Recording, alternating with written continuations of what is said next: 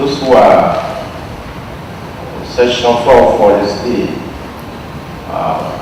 saw the presentation, and the presenter, Mr. Okojengi, told us that because of the policy change in Nigeria, JAMB was mandated to combine UNE and FPCM to form UTM. So it gave us advantages.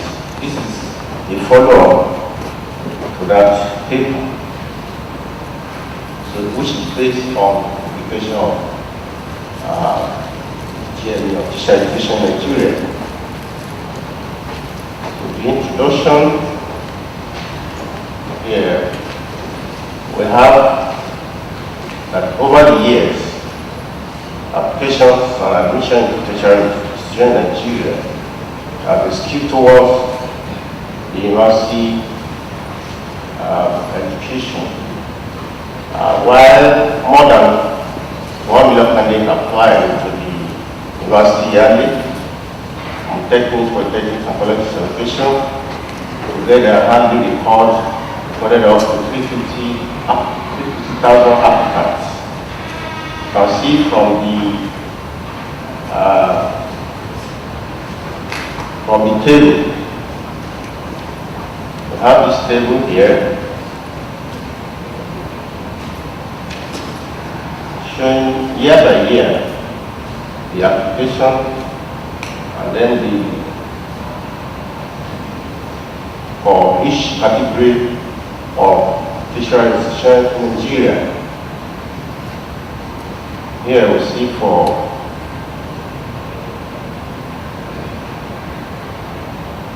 2001 up to 2009, we see the application admissions in various categories. Now, see the bar representing the application to university and colleges of education. In Nigeria, majority of teachers are shown up from colleges of education. When you see this bar showing us the representation of the application to university and colleges of education. So the application to colleges of education is very, very small, showing that there are shortage of teachers, and Nigeria in particular has been concerned about the dearth of teachers. What are the challenges of teacher education in Nigeria? I will show us some table that problems of teacher education is not only limited to Nigeria, as can be seen on this table.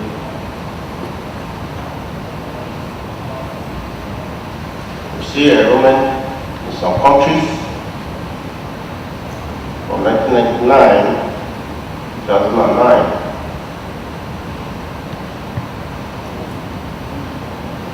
Because of this paper, stored some countries are not, data are not available in some countries, but we have for majority of the countries here. So, you see from the country to country, looking at percentage of people who are really education, and then compare with those who are in the university, very, very small. But Nigeria as other countries.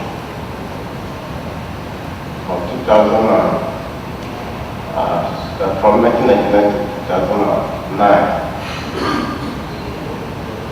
So let me just go through other section because of time, but this is the other picture of teacher education in some countries. That there's no enrollment from one country to another.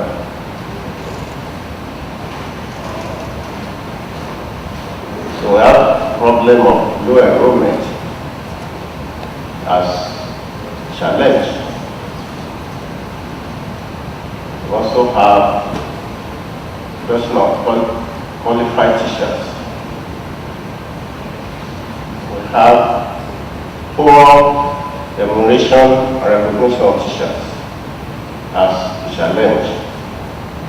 Apart from that, we also have societal value. Nobody wants to be a teacher. Nobody wants to be a doctor, engineer, so on and so forth. So, implications of this journey of teacher education. Now we have identified some of these challenges. This journey has come on board to solve some of these problems to some extent. So there's a table here for 2010 journey statistics of population, candidate application by choice. You see the enrollment, college of education, polytechnics, and university. The one interesting thing here is that by the introduction of this UTL, every candidate subscribed to a college of education. Unlike before, when people subscribe to only university. But with this UTL, every candidate was made to subscribe to college of education. That in case they are not admitted due to the capacity in the university. Like yesterday, we were told that the entire capacity of tertiary institutions is about 527,000. We will have 1.3 million apply. So definitely not all the candidates were admitted to university. Before the introduction of UTL, some candidates chose university loan, UNE, to show university. And then at the end of the day, when they found out that they could not make university admission, they came to JAM to request whether they could use their result of UNE for admission into college of education, which was not possible. But with this UTL, candidate has choices of university, polytechnic, college of education. So in case they are not admitted, they will not lose out for that year. So with the introduction of UTL, every candidate subscribed to college of education. This implies that colleges of education now have large pools of qualified candidates to select from, and consequently, there will be technological advancement which Nigeria and I'm sure other countries are aspiring for. Then realization of Vision 2020, improvement in quality of teachers, then increase in teacher to student ratio. Because more teachers were admitted, then more teachers more students were admitted to read education, and most teachers will be shown out. So in secondary school, primary school especially, there will be increase in teacher and student ratio. Then restoration of the dignity of teachers and graduates of polytechnics, specialized institutions.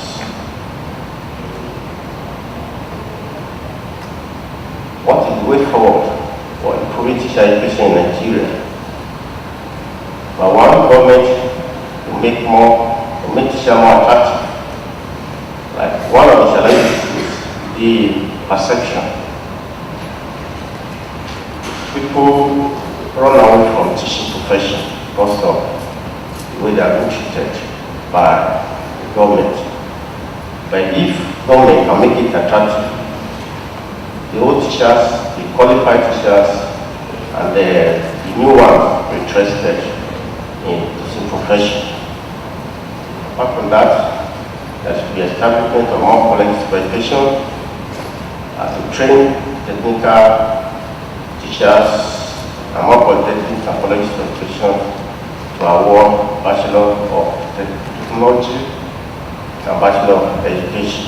Well, thank God our country recently the government approved some colleges of education to award degree. Strengthening teachers training institutions to adequately respond to teachers' needs and demands. Government to set aside part of the budget for teachers' professional development.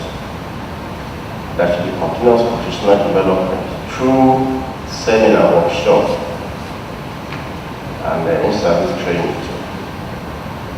Then there's need to look at teacher education policy. Policymakers must realize the importance of teacher education and formulate policies that will benefit teacher education in the country.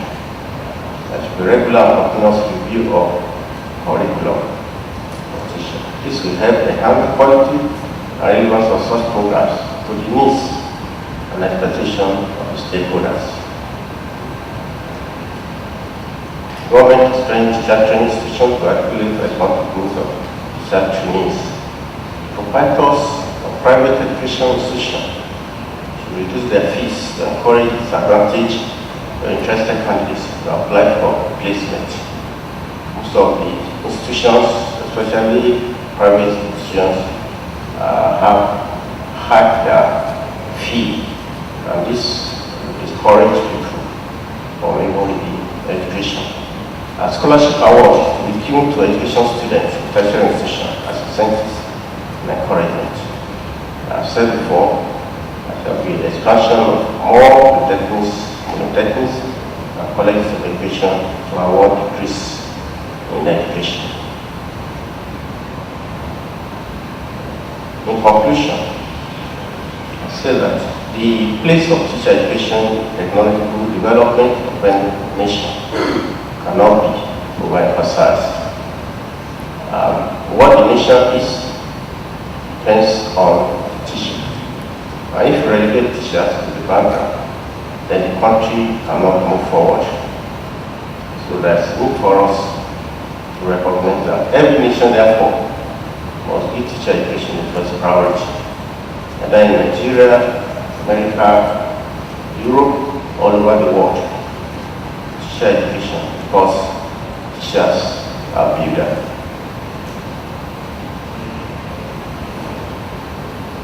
Place of teacher education, every nation therefore must give teacher education. But with the introduction of HN, subscription to education programs, and the quality of entrance to higher institutions have been enhanced because more people were interested in going to school to read education.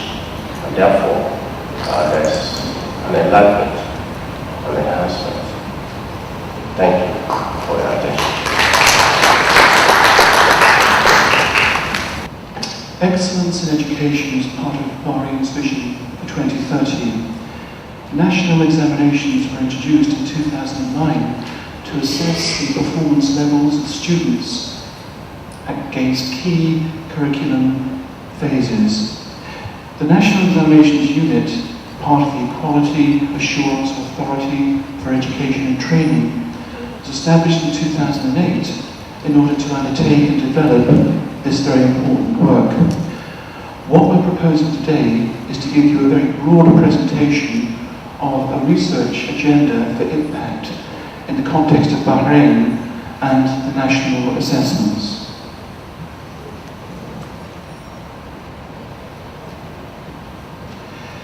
With the introduction of any new assessment or examination, awarding bodies now are being increasingly more encouraged to take responsibility for the impacts of their assessment on a whole range of stakeholders. And there exists, therefore, a requirement to make every systematic effort to ensure that the examinations achieve at least a positive, minimal impact upon both general educational processes and also upon those individuals directly affected by the examinations. As part of the commitment of the national examinations to the ongoing work of reviewing the quality of its impact assessments, collaborative research with its international partner, the University of Cambridge International Examinations, is underway at this time in order to investigate the impact of the national examinations on the educational landscape within the context of Bahrain. The need to undertake this work fits well with the notions of growing demands to demystify examinations, making examinations and their developmental processes as transparent as possible, and also to respond to the growing acceptance and awareness, at least within the educational assessment community, of the ethical approaches to teaching. The presentation takes as its focus the first phase of the agenda, the initial planning, consultation and design phase. We're going to report on the development of initial elicitation instruments to gather feedback from one of the main stakeholder groups, the learners and their teachers. Eventually, we propose to develop a set of impact instruments and protocols, not only to investigate attitudes, experiences, and also the perceptions of the examinations, but also more widely the impact of the national examinations and their effects on other systems within the contextual, administrative, and also academic contexts. So the presentation is in three parts. The first part provides an overview of the national examinations. In the second part, we offer a brief description of the theoretical basis underpinning those examinations and also impact studies. And lastly, we're going to give you an account of the development of a pre-piloting of the initial teacher and student questionnaires. In 2006, educational and training reform project initiated by His Royal Highness the Crown Prince of Bahrain to ensure that there is quality of education at all levels within the Kingdom of Bahrain. Another purpose of this project is to help Ministry of Education, teachers and teachers training to raise their standard. For that, Quality Assurance Authority for Education and Training, IAEA, is established in 2008 to review the quality of education and training institute by using different guidelines or by different indicators or by using examinations. So, Quality Assurance Authority for Education and Training consists of 4 units. A School Review Unit, Educational Review Unit, Higher Education Review Unit, and National Examination Unit. National Examination Unit provide an independent test. This test depends on the national curriculum. The national examination is provide also an independent information about the student performance by using different type of reports. Also, national examination units help to improve the educational system by improving teaching and learning. It's an international benchmark, and it's helped also to facilitate to spread the good practice within the teachers or schools. So National Examination Unit do exams for grade 3 students and grade 6 and grade 9. In 2009, we did exams for grade 3 and 6, while in 2010, we did exams for grade 3, 6 and 9. We tested the students for grade 3 in Arabic and math. But for grade 6 and 9, we tested the students in the Arabic and English as the part of languages, and math and science as a technical subjects. After the exams, we produced different types of reports, student reports, and these reports give information about the student performance in each subject. Another type of report is a teaching group report. This helps the teachers to know the level of the students in their classes, while the school reports is help the schools to know the level of the students in each grade and the level of the students in the whole class. Ministry of Education also received different types of reports. It's received reports to tell them about the student performance on the educational district, and also they receive a detailed report about the student performance and the different types of the curriculum or different topics and the curriculum of different areas. Also, they have received a detailed information about the student performance in different skills for knowledge or inquiry or application, for example. The type of results, we have two types of results: normalized percentage score, and this give information about the student performance, and so that the students can compare themselves with the other students and with the national average. While the percentage score is they can track the student performance across the years. So they can know their performance. They can track the student performance for grade 3 and grade 6, and for grade 6 and 9. Within the broader educational measurement literature, the impact concept includes the wider influences of tests on stakeholder communities. In other words, the influences of educational assessments, their effects and their consequences beyond the immediate learning context. So on one level, impact research investigates the issues of test use and social impact in macro contexts of society.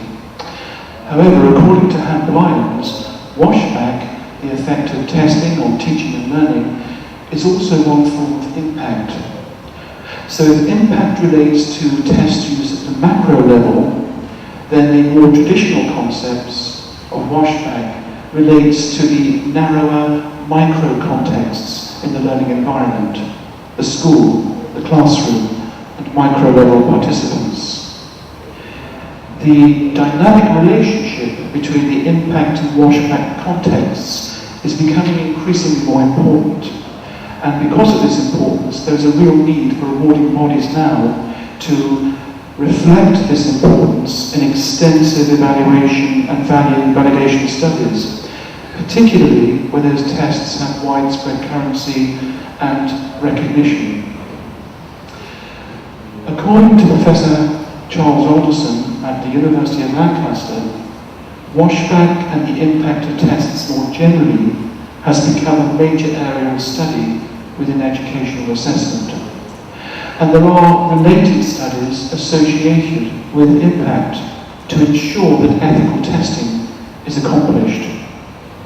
Shahobi notes that test instruments are powerful because they lead to momentous decisions affecting individuals and also programs. And Lyons herself has argued that awarding bodies need to be able to evaluate their own test instruments, not only from the perspective of the test setter, the test developer, but also from the perspective of a range of stakeholders. And who are these stakeholders? They are people, bodies, groups, institutions who have a legitimate interest, direct or otherwise, in the use and effect of a particular assessment or its evaluation.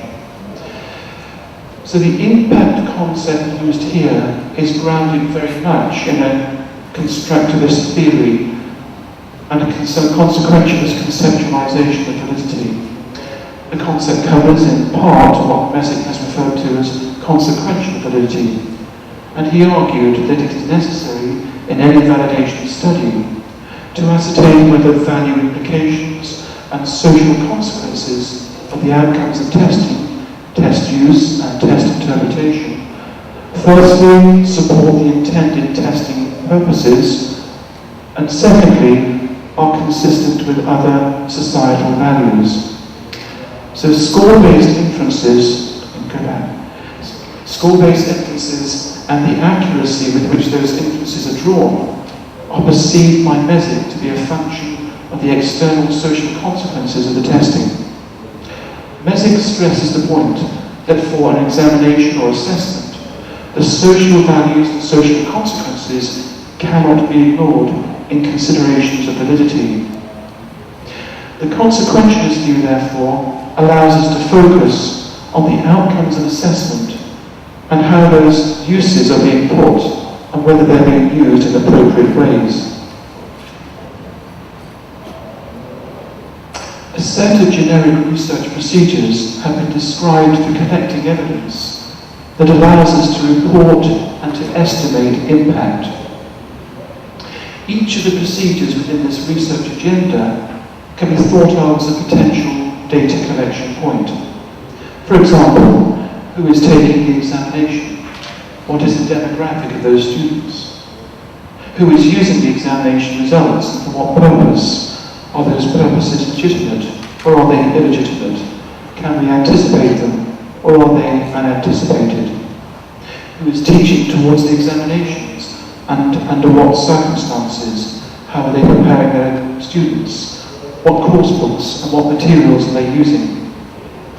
But what about the effect of an examination on public perception?